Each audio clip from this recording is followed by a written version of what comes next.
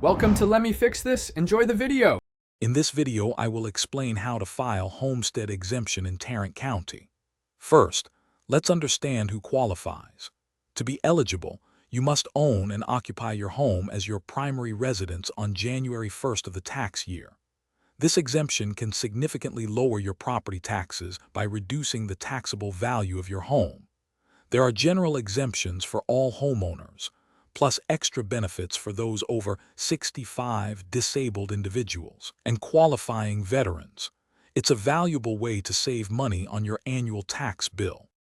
Next, let's talk about the documents you'll need to gather. You'll definitely need a copy of your Texas driver's license or a state-issued identification card. It's crucial that the address on your ID matches the property address for which you are claiming the exemption. If your ID address doesn't match, you'll also need to provide a copy of your vehicle registration receipt and a recent utility bill, both showing your name and the property address. These documents help verify your residency. Now, let's go over the filing process. You'll need to obtain the official Homestead Exemption application form directly from the Tarrant Appraisal District's website or office. Carefully complete every section of the application, ensuring all information is accurate. Don't forget to attach all the supporting documents we just discussed.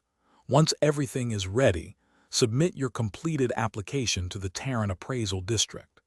The typical deadline is April 30th, but it's always best to file as soon as possible. So, what happens after you've submitted your application? The Tarrant Appraisal District will carefully review all the information and documents you provided. You can expect to receive a notice in the mail, either approving or denying your exemption. If approved, the exemption will be applied to your property's taxable value, and you'll see the reduction reflected on your next property tax statement.